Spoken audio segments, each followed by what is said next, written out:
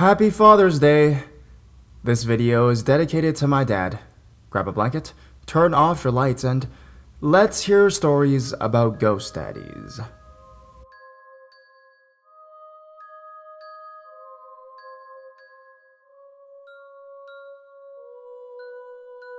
Demon took the form of Dad.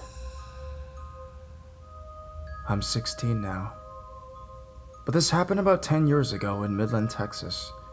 In the year of 1999. I was only 6 years old. One night, I was in the living room playing with my brother when I remembered I left my backpack in the car. My mom was in the kitchen, by the door that went into the garage. I told her that I was going to the car to get my backpack. I went into the garage, shutting the door behind me. That night it was raining hard and there was lots of thunder and lightning, so I was already scared to be by myself. I kept my eyes on the car since I was too afraid to look at the garage door because our garage door had windows. I went into the car and grabbed my backpack.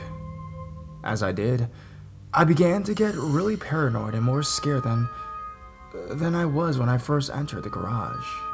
I jumped out of the car and began rushing to the door to get inside. As I was about to grab the doorknob,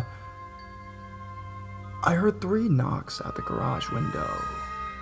It scared me so bad I jumped and turned facing the garage window. Standing on the outside looking in was my dad. He was wearing really dark sunglasses, which is really weird to be wearing at night. But I didn't think much about that at the moment. I was relieved to see it was him, but I remained where I was. There was an apathetic look on his face. He didn't smile or speak. Then he began to point. I looked around to see what he was pointing at, but I couldn't figure it out. "What are you pointing at, Daddy?" I asked. No response. He pointed again, remaining serious. I kept looking around and he pointed to the garage button. "The button?" I asked. He nodded and motioned for me to push the button. Something inside me told me not to do it. Dad wasn't acting like he normally does when he sees me after coming home from a long 2 weeks of work.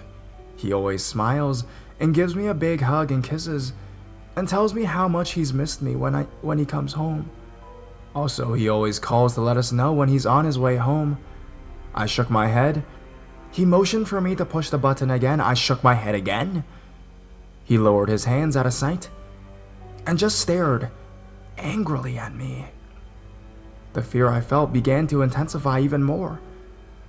When he lifted his hand back up, they were big, long claws. He scratched the window with them. I wanted to scream, but the fear I felt kept me silent, and I ran inside, slamming the door behind me. I sat on the couch, pale and shaky. I remember sitting there terrified and slowly swaying back and forth. My brother noticed something was wrong. He came up to me and asked, "What's wrong, Vanessa?" I let out a blood-curdling scream, and my mom dropped what she was doing and came to me. She asked what was wrong. She said that my response was, "The devil's scaring me." But I remember saying, "Daddy is scaring me." I told her what he wanted to do and what he did when he got mad. She went into the garage to find nothing there. I felt as if she didn't believe me, but she called my dad to tell him what happened. He was in Houston, Texas, exactly 424 miles east of Midland. She passed the phone to me, and Dad told me not to be scared. He said to pray, and Jesus would protect me. The next day, my mom went outside to investigate the garage. There on the garage window were 3 long claw marks. When my dad got home, she showed them to him. All that came to his mind was that it was a demon. But how could something look exactly like my dad? Also, why was he not speaking and wearing sunglasses? Why would it do that to me? I've been searching for answers for 10 years and Still haven't found any. If you have any answers, I'd love to know.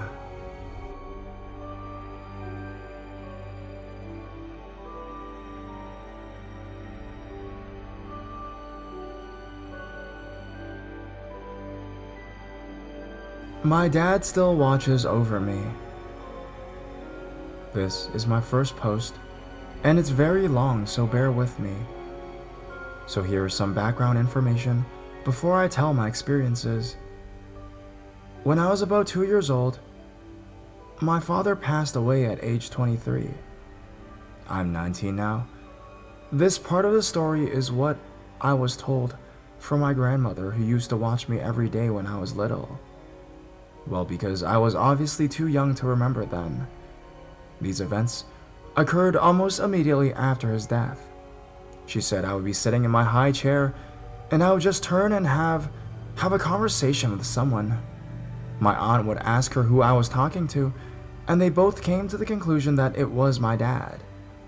I talked to him every day. She also said when I was being a little brat that I would look up, point, stomp my feet, and say no, I don't want to, or no, I won't. I'm pretty sure he was telling me to be good. Now the rest I can remember on my own. When I was about 4 or 5, around Christmas time, I was tugging on my godfather's shirt to get his attention. His overprotective dog took it as me hurting him and literally attacked me, biting a clear hole from front to back of my dress over my heart. Now the weird part of this is that there was not a single scratch on me. None whatsoever. He must have protected me. The next thing I remember quite clearly, this was when I was about 5. It was in my godmother's house.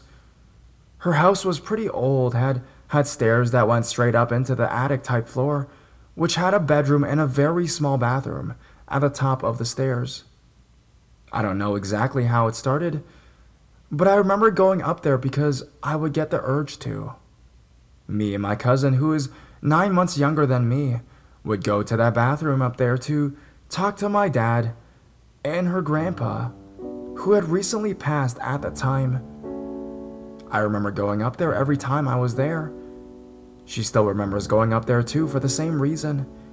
We would just sit on the floor Indian style and talk to them for hours. I don't remember about what, probably the typical 4 to 5-year-old conversations. But I always think about when her and I would go up there and talk to them. I don't think any of the adults knew what we went up there for, because I actually told my grandmother about it tonight, and she just about passed out. And the most recent thing that happened was the night of Father's Day. I was unable to visit my dad's grave as I had work all day, so all I could think of was how bad I felt that I couldn't see him. That night, I had a dream of him. I never had a dream of him before. It wasn't like a normal dream though. The only way I can describe it is it was just his face.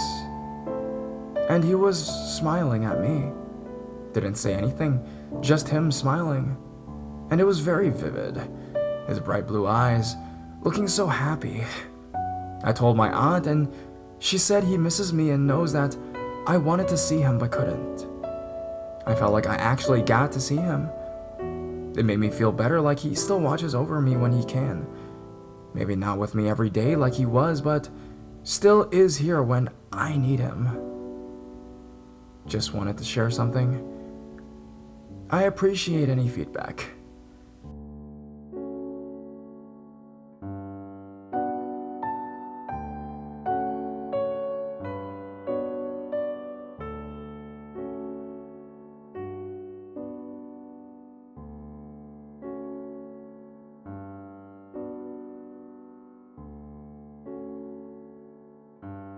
I saw my dead father.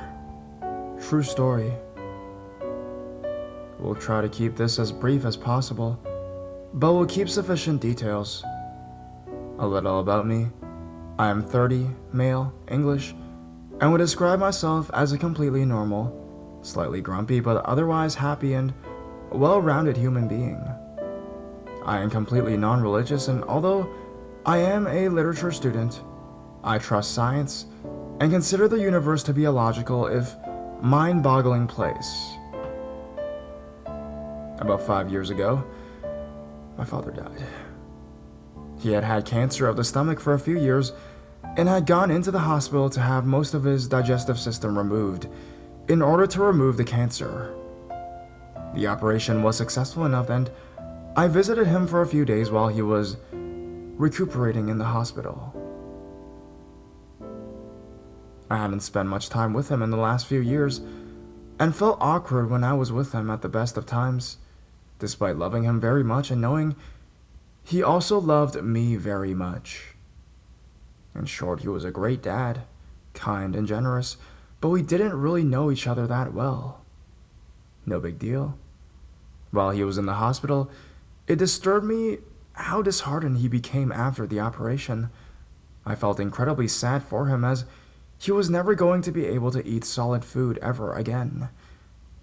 It was just sad. One afternoon, I went to visit him on the ward and learned that he had been taken to intensive care where he was fighting for his life. A blood clot caused by the operation had blocked a blood vessel and he was in an induced coma. A long, horrible figure followed, where his death was all but certain. By 10 o'clock the next morning, it was all over and he had died. Devastated and exhausted, I went home, cried a lot, and slept. The next day, I had been given the day off work.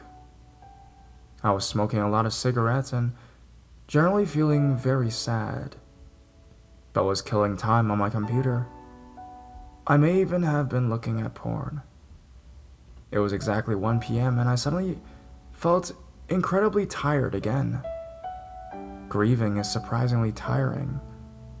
I slid off my computer chair and slumped on my bed. I lay there for a few moments and suddenly became aware of my father's presence in the room behind me. Genuine spine chill.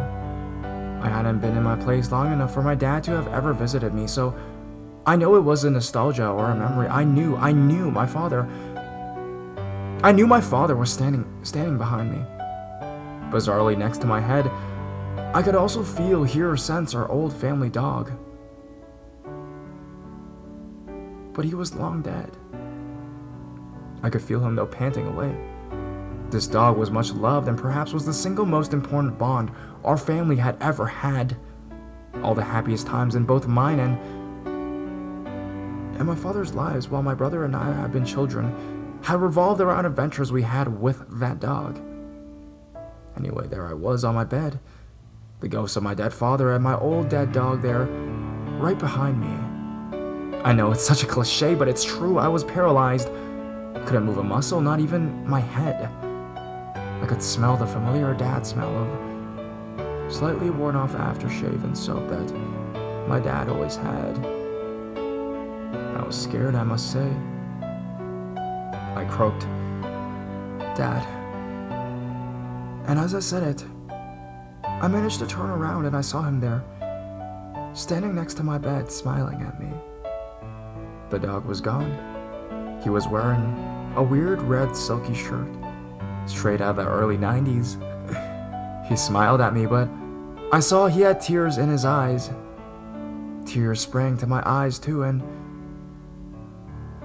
then he was gone. No fading away or a blink or a flash, he was just not there anymore. All of this, from the moment I lay down on my bed to his disappearance, happened in less than 2 seconds, maybe even less than 1. Apologies if this is a boring story, but it is 100% true. I fully accept that the grieving mind can and will play powerful tricks that someone who has never experienced the profound pain of death simply can't imagine. But I did see my father there that day. For a year or two afterwards, on occasion I would be alone and think that I felt my dad there with me. I would call out to him, but nothing would ever come of it. Then in times of turmoil, I occasionally found myself calling out, "Dad." in the hope that I would get some kind of comfort from him. But all I ever felt was a profound feeling of his absence, a certainty that he was not there or here with me in any way, shape, or form.